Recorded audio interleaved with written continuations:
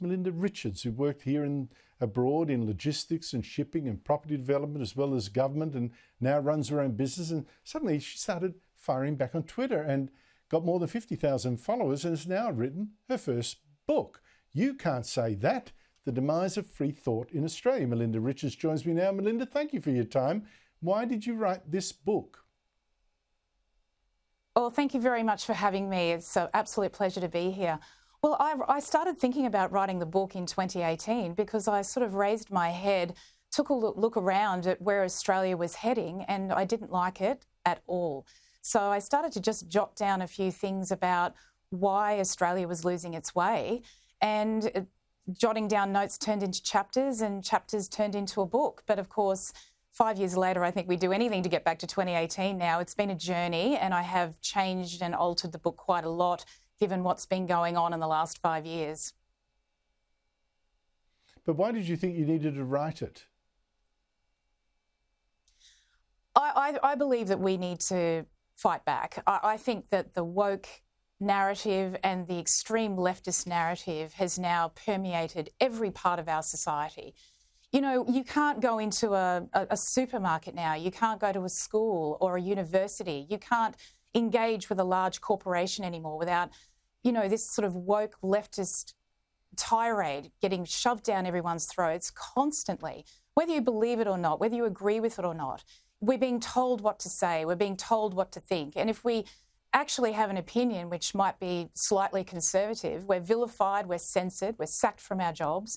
I mean, we've lost the balance. And quite frankly, I love my country, I love Australia, and I want my country back. I think Australia is heading down a dark path, and I even go so far as to say that we don't actually live in a free country anymore. As shocking as that might be for some people, that's what I firmly believe now.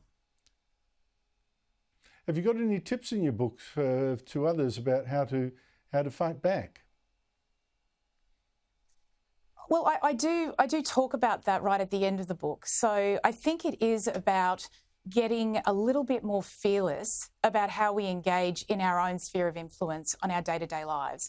It is going to be a grassroots movement. Everyone I talk to in my community, in my sphere of influence myself, people are sick and tired.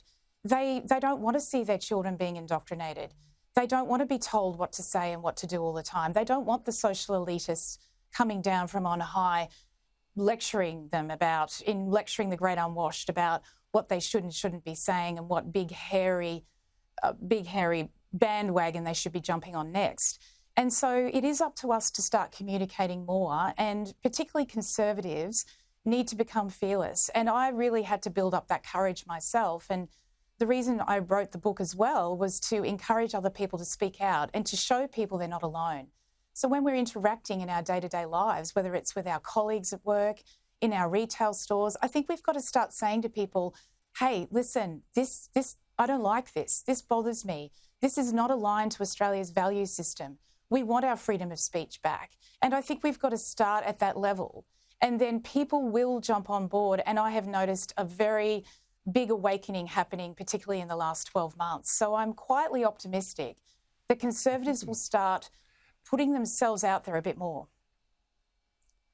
Yeah, Melinda, I think you've struck on something very important that I've found, that there's nothing more encouraging to other people than seeing at least one person with the courage to speak out publicly and fearlessly. Melinda Richards, thank you so much indeed for your time.